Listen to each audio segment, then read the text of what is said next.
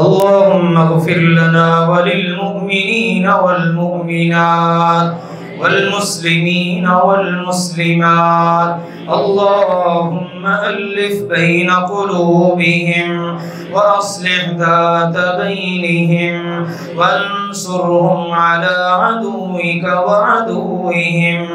اللهم العن الكفرة الذين يصدون عن سبيلك ويكذبون رسلك ويقاتلون أولياءك.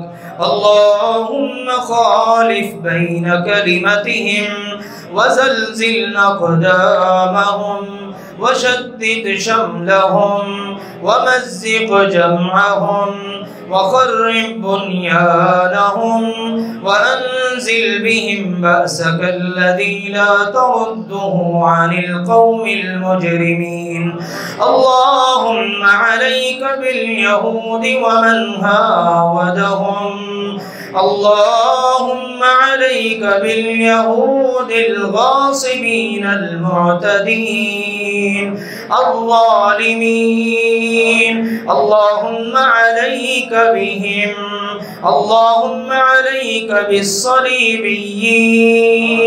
اللهم خذهم أخذ عزيز مقتدر. اللهم مزق جمعهم. اللهم خرب بنيانهم. اللهم قتل شبانهم. اللهم يتم أطفالهم. اللهم رمل نساءهم. اللهم أرنا فيهم عجائب قدرتك. اللهم أرنا فيهم يوما أسودا.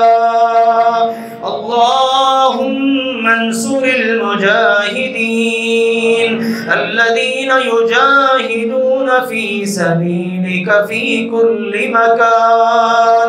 اللهم انصر المسلمين المستضعفين في فلسطين. اللهم انصر المسلمين في الأرض المقدسة. اللهم انصرهم واحفظهم. اللهم ثبت أقدامهم. اللهم سدد رميهم. اللهم أنزل السكينة في قلوبهم. اللهم لا تدع لنا ذنبا إلا غفرته ولا هما إلا فرجته ولا كربا إلا نفسته ولا دينا إلا قضيته ولا مريضا إلا شفيته ولا مريضا إلا شفيته ولا مبتلا إلا عافيته ولا ميتا إلا رحمته ولا ضالا إلا هديته ولا حاجة من حوائج الدنيا والآخرة هي لك رضا ولنا فيها صلاح إلا أعنتنا على قضائها ويسرتها برحمتك يا أرحم الراحمين. آمين يا رب العالمين.